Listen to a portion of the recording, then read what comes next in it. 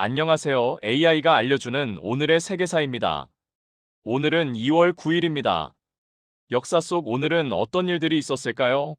한국사와 세계사에서 각각 한 가지씩 흥미로운 이야기를 준비했습니다. 먼저 2월 9일 한국사에는 어떤 일이 있었는지 알아보겠습니다. 근대 조선이 처음으로 세상에 나간 날을 아시나요? 1881년 2월 9일 조선 국왕 고종은 사람들을 일본에 보냅니다. 이것은 조선이 쇄국 정책을 벌이고 세계의 변화를 직접 눈으로 보기로 결정한 첫 번째 공식 해외 파견단이었습니다. 그 이름은 신사유람단입니다. 낯선 세상을 탐험하려는 용감한 시도, 그 이야기를 함께 들어보겠습니다. 19세기 동아시아는 격변의 시대였습니다. 일본은 메이지 유신으로 급속도로 근대화되었고 청나라도 이에 뒤지지 않으려 움직이고 있었습니다. 조선의 고종 국왕은 이 변화를 간과할 수 없었습니다. 나라를 구하기 위해서는 세상이 어떻게 변했는지 알아야 했고 자신의 신하들에게 그 사실을 전해야 했습니다. 외부와의 접촉이 거의 없었던 조선이 세계를 향해 눈을 뜨기 시작한 것입니다. 고종은 12명의 신하를 선택해 일본으로 보냅니다. 이들은 해외 파견단 중에서도 특별히 유람이라는 표현을 써서 단순한 외교 사절이 아닌 학습자의 자세로 세상을 보겠다는 의지를 드러냈습니다. 신사유람단은 일본의 새로운 기술, 제도, 문화를 눈으로 보고 귀로 들으며 배웠습니다. 그들은 일본의 현대식 군사시설, 산업시설, 학교, 행정제도 등을 관찰하고 보고서를 작성해 돌아왔습니다. 신사유람단은 1881년 8월에 귀국합니다. 그들이 가져온 정보와 경험은 이후 조선의 개화 정책의 기초가 되었습니다. 물론 이 과정은 보수 세력의 저항이 격렬했습니다.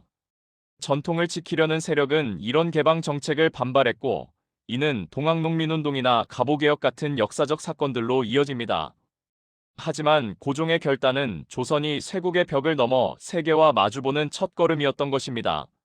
이 신사유람단의 역사는 오늘날 우리에게 중요한 메시지를 전합니다. 그것은 변화를 두려워하지 말되 지혜롭게 배워야 한다는 교훈입니다. 조선시대 가장 격렬했던 개화와 보수의 대립은 결국 그 어느 쪽도 절대적 정답이 아니었습니다. 중요한 것은 세상의 변화를 관찰하고 자신의 상황에 맞게 선택하는 능력이었습니다. 현대의 사회도 마찬가지입니다. 급속도로 변하는 기술과 문화 속에서 개방성과 신중함의 균형을 유지하는 것이 국가와 개인 모두에게 필수적인 덕목이 되었습니다. 다음은 2월 9일 오늘 세계사에는 어떤 일이 있었는지 알아보겠습니다. 315년 전 오늘 한 명의 남자가 4년 동안 버텨온 외로움에서 마침내 벗어났습니다. 스코틀랜드의 선원 알렉산더 셀커크는 태평양의 무인도 위암 페르난데즈에서 혼자 살아남은 경험을 가진 사나이였습니다. 그의 이야기는 단순한 생존 이야기가 아니었습니다. 그것은 인간의 의지와 희망의 이야기였고 이후 세계 문학사에 큰 영향을 미치게 됩니다. 17세기 말과 18세기 초는 대항해 시대였습니다. 유럽의 선박들이 전 세계의 해양을 누비고 있었습니다. 알렉산더 셀커크는 스코틀랜드 출신의 선원으로 함선 신드리스 오싱크 포츠에 승선해 있었습니다. 이 함선은 태평양을 항해하며 해적질을 하는 선박이었습니다. 하지만 1704년 함선의 선장과 셀커크는 갈등을 빚게 됩니다. 함선이 파손되자 셀커크는 이 배가 침몰할 것이라고 주장했지만 선장은 듣지 않았습니다. 갈등이 깊어지자 셀커크는 스스로 배에서 내릴 것을 요구합니다. 1704년 9월 선장은 그의 요청을 받아들여 셀커크를 위암 페르난데즈 섬에 내려놓습니다. 그가 가진 것은 옷 몇 벌, 담배, 칼, 총, 그리고 약간의 음식뿐이었습니다. 셀커크는 혼자가 되었습니다. 4년 동안 완전히 혼자였습니다. 그곳에는 인간이 없었습니다. 오직 야생동물과 자연만 있었습니다.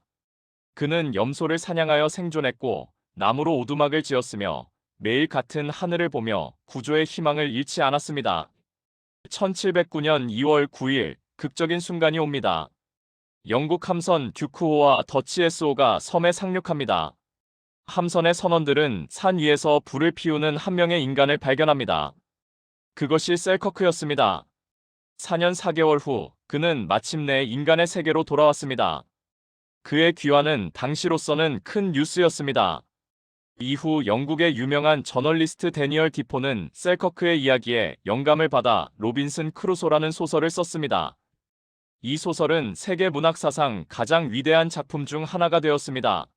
알렉산더 셀커크의 이야기는 현대 사회의 깊은 의미를 전합니다. 첫째, 인간의 생존 본능과 의지의 강함입니다. 극한의 상황에서도 인간은 살아남을 수 있다는 것을 보여줍니다. 둘째, 희망의 중요성입니다. 셀커크가 4년을 견딘 것은 언젠가는 구조될 것이라는 희망 때문이었습니다. 셋째, 개인의 경험이 어떻게 세계 문화에 영향을 미칠 수 있는가입니다.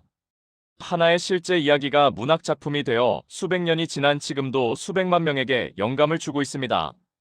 현대의 우리가 어려움에 처했을 때 셀커크를 기억해 봅시다. 인간의 의지와 희망은 극복할 수 없는 것이 없다는 것을 말입니다. 내일은 또 어떠한 흥미로운 일들이 기다리고 있을까요?